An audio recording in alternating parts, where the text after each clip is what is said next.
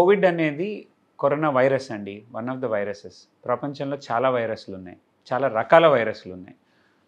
జలుబుకు కారణమయ్యేవి కూడా చాలా రకాల వైరస్‌లు ఉన్నాయి. ఇప్పుడు ఇన్‌ఫ్లుయెన్జా అంటాము, రెస్పిరేటరీ సిన్సిషియల్ వైరస్ అంటాము, అడినో వైరస్ అంటాము, ఇప్పుడు కరోనా వైరస్ అంటాము. దెన్ కోవిడ్ కాకుండా వేరే కరోనా వైరసెస్ కూడా ఉన్నాయి. ఇవన్నీ కూడా మనుషుల్లో ఎ జలుబులు లక్షణాలు క్రియేట్ చేయొచ్చు. కాకపోతే ప్రతి 10 సంవత్సరాలకు ఒకసారి ఇప్పుడు ఫ్లూ వైరసెస్ సాధారణంగా ఏంటంటే మన నుంచి యానిమల్స్‌కి అంటినప్పుడు, యానిమల్స్ నుంచి మనకు అంటినప్పుడు ఒక కొత్త స్ట్రెయిన్ అనేది క్రియేట్ అవ్వటం జరుగుతుంది. న్యాచురల్ ప్రాసెస్‌లో. ఉదాహరణకి మనము కోవిడ్ కన్నా ముందు చూసిన లాస్ట్ పాండమిక్ అంటాం. అంటే ప్రపంచం మొత్తము వచ్చిన మహమ్మారిని పాండమిక్ అంటూ ఉంటాం. ప్రతి 10 సంవత్సరాలకో, 15 సంవత్సరాలకో ఒక పాండమిక్ అనేది వస్తూ ఉంటుంది. అది ఇప్పుడు కాదు, ఎప్పటినుంచో ఉంది. ఇంతకుముందు స్పానిష్ ఫ్లూ ఉండేది. తర్వాత చూస్తే ఇప్పుడు మనం స్వైన్ ఫ్లూ అన్నాము, బర్డ్ ఫ్లూ అన్నాము. ఇలా రకరకాల ఫ్లూలు వస్తూ ఉన్నాయి. అదంతా అలా వస్తుంది. ప్రపంచం మొత్తం పాకుతూ ఉంటుంది. ఇప్పుడు ఏం జరుగుతుందంటే మన దేశం ఉంది. మన దేశంలో ఇంతకుముందు ఆ వైరస్ అనేది లేదు. మనం ఎవ్వరం కూడా దానికి ఇమ్యూనిటీ లేదు. ఆ జబ్బు మన దేశంలోకి ప్రవేశించినప్పుడు మనందరము దానికి ఫస్ట్ టైం బాధితులమే. సో కోటాను కోట్ల మందికి స్ప్రెడ్ అవ్వడానికి దానికి దొరుకుతుంది. అది విపరీతంగా స్ప్రెడ్ అయిపోతుంది అందరిలోకి. దాని మార్టాలిటీ 1%, 2% ఉంటుంది.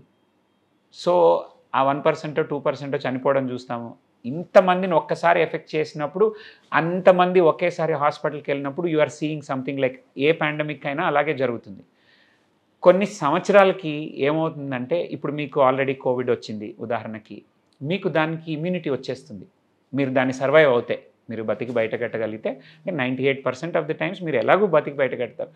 ఎక్కడో బాగా ఏజ్డో లేకపోతే ఆల్రెడీ రోగాలు ఉండి ఆల్రెడీ చాలా రకాల వ్యాధులు బారిన పడి ఇమ్యూనిటీ తక్కువగా ఉండే ఇలాంటి వాళ్ళలో దాని నుంచి దానికి సకంబ్ అవ్వచ్చు. బట్ యూజువల్లీ హెల్తీగా ఉండేవాళ్ళు చాలామంది దాని నుంచి బయటపడిపోతూ ఉంటారు. ఒకసారి బయటపడినాక మీకు ఇమ్యూనిటీ వచ్చేస్తుంది. రెండోసారి అదే వైరస్ మిమ్మల్ని ఇన్ఫెక్ట్ చేసినప్పటికీ కూడా మీ బాడీ ఇమ్మీడియట్గా దానికి రియాక్ట్ అవుతుంది కాబట్టి దాన్ని అది న్యూట్రలైజ్ చేసి ప్రాణాంతకం రాకుండా కాపాడుతుంది.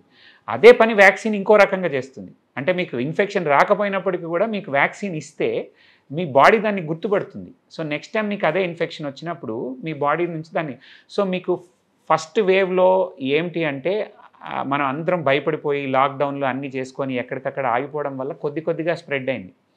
సెకండ్ వేవ్ టైంకి వచ్చేసరికి కొంచెం మనలో రిలాక్సేషన్ రావటం, జాగ్రత్తలు ఇంతే కదా అనే కొంచెం రాకపోవడం, అప్పటికి కూడా వాస్ట్ నెంబర్ ఆఫ్ పీపుల్ దానికి ఎక్స్పోజ్ అయ్యి ఉండకపోవడం వల్ల చాలామందికి ఇన్ఫెక్ట్ అయ్యారు, చాలామంది చనిపోయారు. బట్ అప్పటికి వ్యాక్సినేషన్ కూడా రావటం జరిగింది. So once that is over it became like అంటే చాలామందికి మన దేశంలో ఇమ్యూనిటీ వచ్చేసింది ఆ వైరస్కి. సో అది మనల్ని ఇన్ఫెక్ట్ చేసినప్పటికీ కూడా సాధారణ జలుబు దగ్గులాగా ఉండి వెళ్ళిపోతుంది తప్పితే అది మనల్ని ఇంతకు ముందులాగా మనం వల్నరబుల్ అంటే చనిపోవడము లేకపోతే ఇట్లా వందల్లో సంఖ్యల్లో హాస్పిటల్ అడ్మిట్ అవ్వడం లాంటివి జరగట్ల.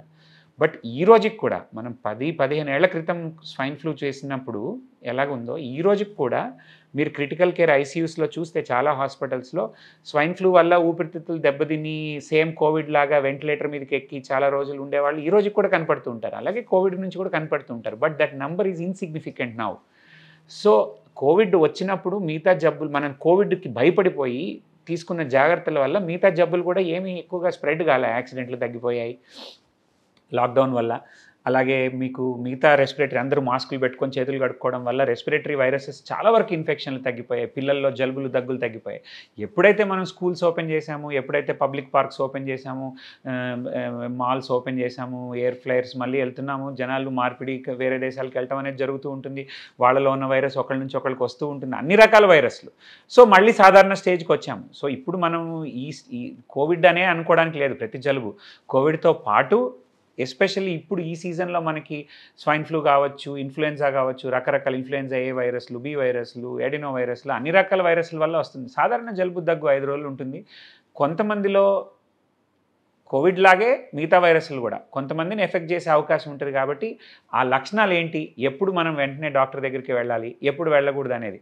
అంటే జలుబు వచ్చినా కూడా 7వ రోజు కూడా జ్వరం తగ్గకపోవటం లేదా ఆయాసంగా ఉండటం, శ్వాస తీసుకోవడంలో ఇబ్బంది ఏర్పడతాం, ఆక్సిజన్ పర్సెంటేజ్ లాంటివి తగ్గిపోతాం, లేదా దగ్గుతున్నప్పుడు తెమడలో బ్లడ్ లాంటివి రావటం, ఇలాంటి లక్షణాలు ఏదైనా కనిపించినప్పుడు వెంటనే మీరు అశ్రద్ధ చేయకుండా డాక్టర్ దగ్గరికి వెళ్ళాలి.